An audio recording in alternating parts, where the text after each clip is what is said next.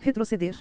Esteja você procurando um restaurante para almoçar, organizando seus negócios, ou negociando a custódia de uma criança, dificilmente chegará a um acordo sensato, sob o ponto de vista de qualquer padrão objetivo, se não levar em conta esse padrão. Se o custo de tentar resolver as diferenças de interesse com base na vontade é alto, a solução é negociar de forma independente das vontades de cada lado, isto é, a partir de critérios objetivos. A argumentação para o uso de critérios objetivos. Suponha que você tenha assinado um contrato de construção de sua casa a preço fixo, que preveja fundações de concreto reforçado, mas que não especifique a profundidade em que devam ser fincadas. A construtora sugere 60 centímetros, mas você acredita que 1,5 metros seja a profundidade mais recomendada para uma casa do tipo da sua. Agora suponha que o construtor diga: aceitei a sua ideia de usar suportes de aço para o telhado. Agora é sua vez de concordar comigo em relação a fundações menos profundas. Nenhum proprietário, em plena consciência, cederia. Em vez de pechinchar, você insistiria em decidir a questão com base em padrões de segurança objetivos. Veja só, talvez eu possa estar errado. Talvez 60 centímetros sejam o bastante. O que desejo são fundações suficientemente sólidas e profundas para que a casa não tenha problemas. O município tem especificações padronizadas para silos deste tipo.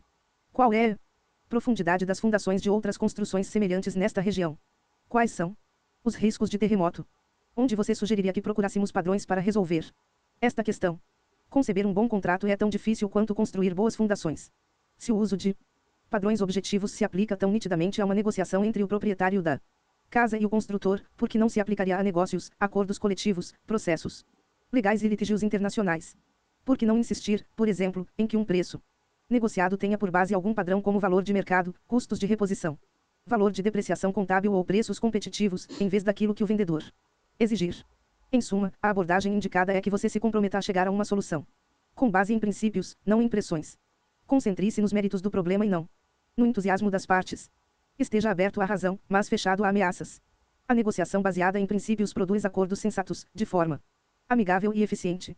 Quanto mais você recorrer a padrões de justiça, eficiência e mérito científico para lidar com o seu problema, maior será a possibilidade de que o pacote final seja sensato e justo.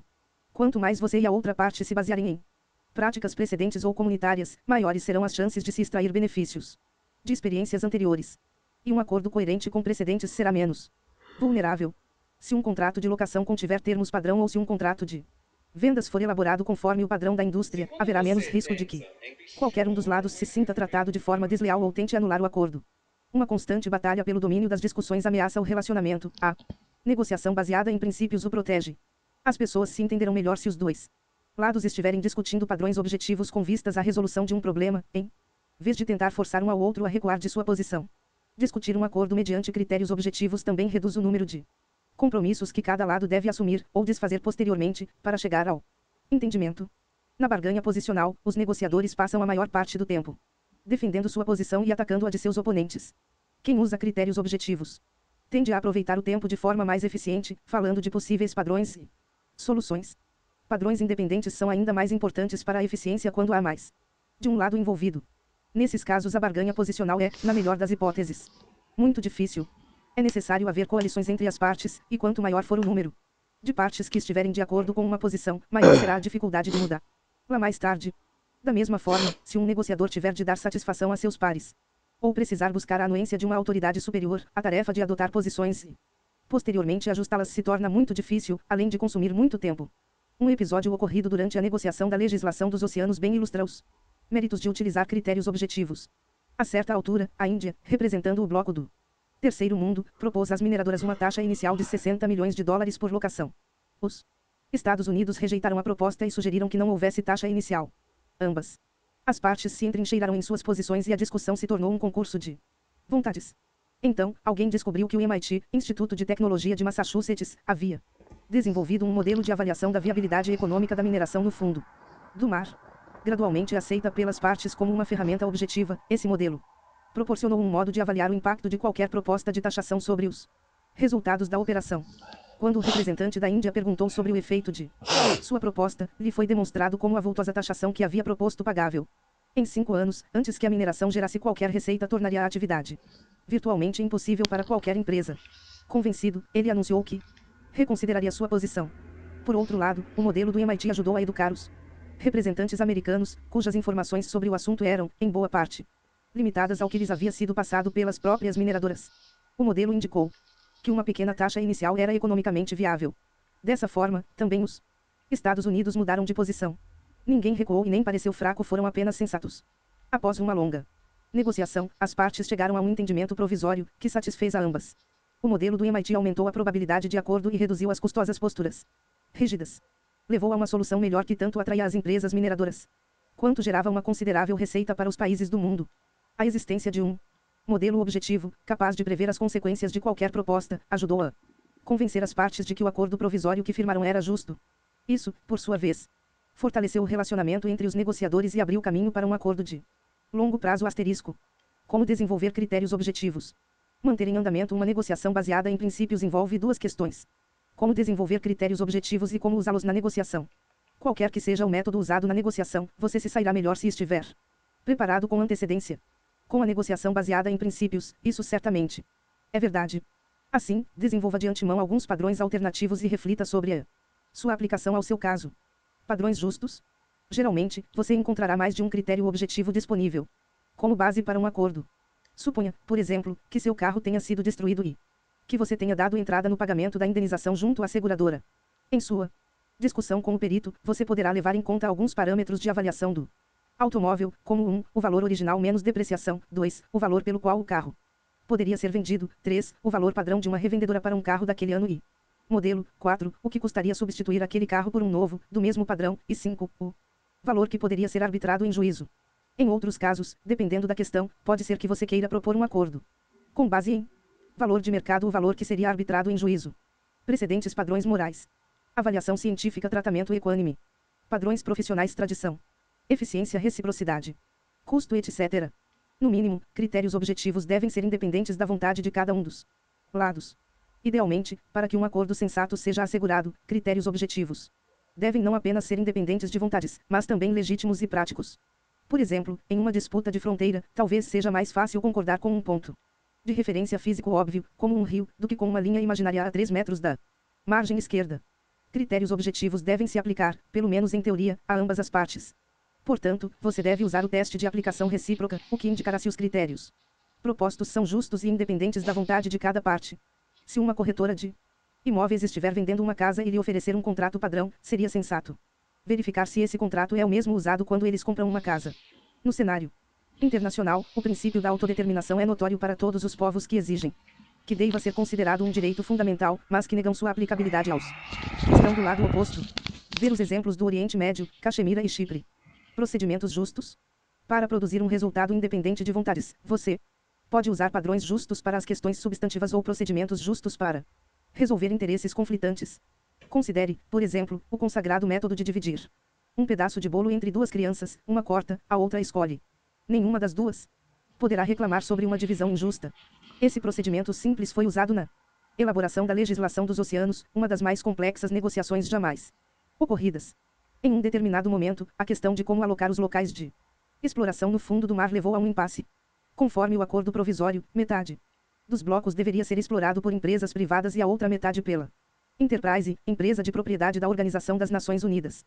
Como as mineradoras privadas, dos países ricos, detinham a tecnologia e o know-how para escolher as melhores áreas, as nações mais pobres temiam que a neófita Enterprise ficasse em desvantagem.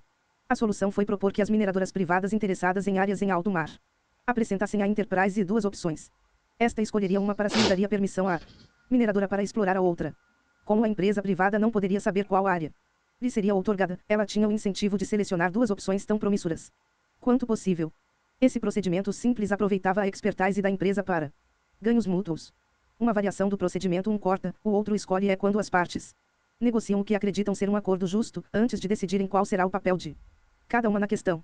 Em uma negociação de divórcio, por exemplo, antes de decidir qual dos cônjuges terá a custódia das crianças, as partes poderão concordar quanto aos direitos de visita e responsabilidades de cada um. Isso incentiva ambos os lados a chegar a um acordo que lhes pareça mutuamente justo. Ao considerar soluções procedimentais, examine outros modos básicos de harmonizar as diferenças: rodízio, sorteio, deixar que outra pessoa decida e assim por diante. Frequentemente, o rodízio se apresenta como a melhor opção para que herdeiros dividam os bens da família deixados para eles coletivamente. Mais tarde, se desejarem, poderão fazer trocas. Ou poderão fazer uma divisão temporária para ver como funciona. Antes que qualquer um assuma algum compromisso. Sorteios, jogar uma moeda para o Alto e outras formas de usar a lei da probabilidade são inerentemente justas. Os resultados poderão vir a ser desiguais, mas cada parte terá uma oportunidade igual. Deixar que outra pessoa tenha um papel-chave em uma decisão conjunta é um procedimento consagrado, com variações quase infinitas. As partes poderão concordar em submeter uma determinada questão a um especialista para obter aconselhamento ou arbitragem. Poderão pedir a um mediador para ajudá-las a chegar a uma decisão. Ou poderão apresentar a questão a um árbitro para uma decisão abalizada e definitiva. No beisebol profissional, por exemplo, usa-se a arbitragem melhor última oferta para resolver disputas salariais dos jogadores. O árbitro deve escolher entre a melhor última oferta de cada lado. A teoria é que esse procedimento coloca pressão em ambas as partes para que façam propostas mais razoáveis. No beisebol, e em estados em que esse tipo de arbitragem é compulsório para determinadas disputas entre funcionários públicos, parece haver um maior número de acordos, em comparação a outras circunstâncias em que um comitê arbitra de forma convencional. Entretanto, às vezes pode acontecer de o árbitro ter de fazer uma desagradável escolha entre duas ofertas extremas. Como negociar com critérios objetivos? Depois de identificar alguns critérios e procedimentos objetivos, como proceder para discuti-los com a outra parte? Existem 3 pontos básicos a serem lembrados. 1. Circunscreva cada questão a uma busca conjunta por critérios objetivos. 2. Argumente e esteja aberto a contra-argumentações a respeito de que padrões seriam os mais apropriados e de como poderiam ser aplicados. 3. Jamais ceda a pressão, somente a princípios. Em resumo, concentre-se em critérios objetivos de maneira firme, porém flexível. Circunscreva cada questão a uma busca conjunta por critérios objetivos. Se você estiver negociando a compra de uma casa, poderá começar dizendo: veja, você está pedindo um valor alto. Eu quero um valor baixo. Vamos examinar qual seria um valor justo? Que padrões objetivos seriam os mais relevantes? Você e a outra parte poderão ter interesses conflitantes, mas agora passam a ter um objetivo comum: determinar um preço justo. Você poderá começar propondo um ou mais critérios: custo da casa ajustado à depreciação e à inflação, preços recentes de casas semelhantes no mesmo bairro, uma avaliação independente e, então, convidar o vendedor a também dar sugestões. Pergunte qual é a sua teoria.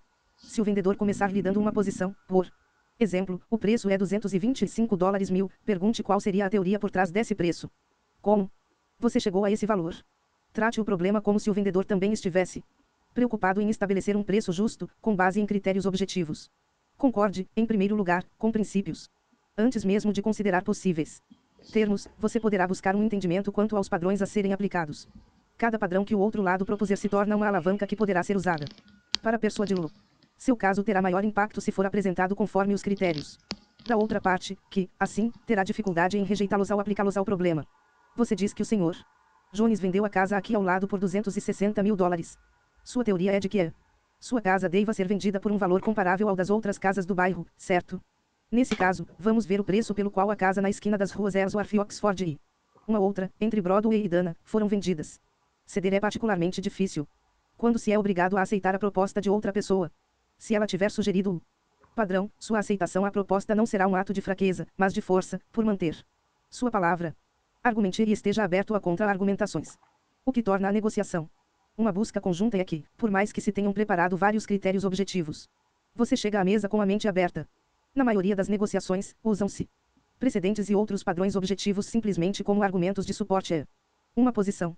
Por exemplo, um sindicato de policiais poderá insistir em um determinado percentual de aumento e justificar sua posição com argumentos sobre o que as polícias de outros estados conseguiram. Essa forma de uso de padrões apenas faz com que as pessoas se entrincheirem ainda mais em suas posições. Indo um pouco mais longe, algumas pessoas começam anunciando que sua posição é uma questão de princípios e se recusam até mesmo a considerar a questão do outro lado. É questão de princípio se torna o grito de guerra na batalha ideológica. Diferenças práticas crescem e passam a ser baseadas em princípios, o que contribui para aumentar ainda mais o impasse, em vez de permitir que a negociação seja retomada. Isso, com toda a ênfase possível, não é o que negociação baseada em princípios significa. Insistir que um argumento se baseie em critérios objetivos não significa afirmar posição de que apenas os seus critérios sejam válidos. Um padrão de legitimidade não elimina a existência de outros. Aquilo que o outro lado acredita ser justo pode não coincidir com a sua visão de justiça. Você deve se comportar como um juiz, embora possa estar inclinado para um dos lados, no caso, o seu próprio lado, deve estar disposto a responder pelas razões que o levam a aplicar um padrão diferente ou a aplicar o mesmo padrão, mas de forma diversa. Quando cada lado propõe um padrão diferente, busque uma base objetiva para decidir entre eles, como, por exemplo, um padrão que tenha sido usado no passado ou que tenha uma aplicação mais ampla. Nem a questão substantiva em si nem a questão de que padrão deve ser aplicado devem ser resolvidas na base do desejo Em determinados casos, em que seja possível aplicar dois padrões, como valor de mercado e custo de depreciação, com resultados diversos, haverá legitimidade se os dois lados estiverem de acordo. Nesse caso, é possível dividir a diferença ou chegar a um meio termo em relação ao resultado sugerido. O resultado, ainda assim, será independente das vontades das partes. Contudo, se após uma extensa discussão sobre os méritos de uma questão não for possível aceitar os critérios propostos, você poderá sugerir testá-los com a concordância. Do outro lado, escolha alguém que ambos considerem justo e lhe dê a lista de critérios propostos. Peça à pessoa que indique os que julgar mais justos e apropriados para a situação em pauta.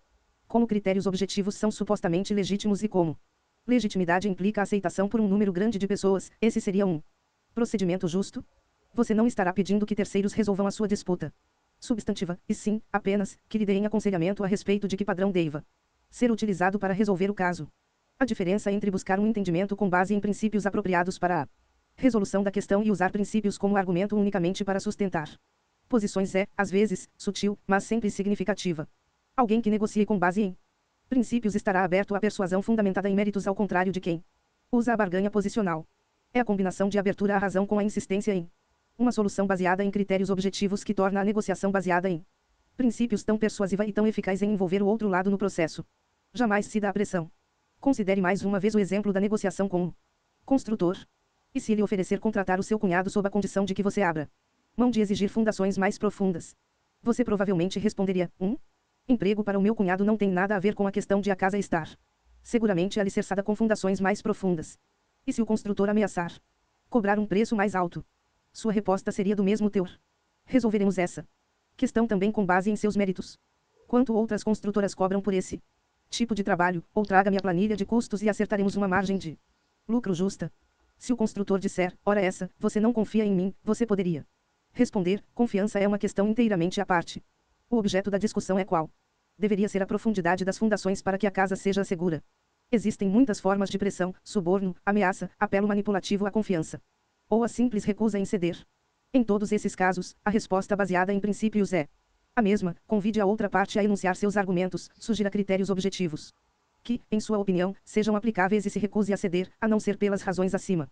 Jamais se dá a pressão, apenas a princípios. Quem sairá vencedor? Qualquer que seja a questão, é impossível dizer, mas, de forma geral, você terá vantagem. Pois, além de sua vontade, você terá também o poder da legitimidade e a credibilidade de se manter aberto à discussão. Será mais fácil para você resistir a fazer uma concessão arbitrária do que, para eles, resistir à discussão sobre alguns padrões objetivos. A recusa em ceder, a não ser em resposta a uma sólida argumentação, é uma posição mais fácil de defender em público ou em particular do que uma recusa pura e simples em ceder e em discutir argumentos fundamentados. Pelo menos, você geralmente sairá vencedor na questão do processo. Na maioria das vezes, é possível mudá-lo de barganha posicional para a busca de critérios objetivos. Nesse sentido, a negociação baseada em princípios é uma estratégia dominante em relação à barganha posicional. Quando se insiste em que as negociações sejam baseadas em méritos, é possível atrair as outras partes para entrar nesse jogo, uma vez que esse passa a ser o único caminho para que consigam progredir na discussão de seus interesses substantivos. Também em relação à substância, é provável que você se saia bem. A negociação baseada em princípios lhe permite manter seus interesses intactos e, ainda assim, ser justo, particularmente nos casos em que se poderia acabar intimidado por alguém que usa-se a barganha posicional. Princípios são parceiros fiéis que não o deixarão ceder a pressões.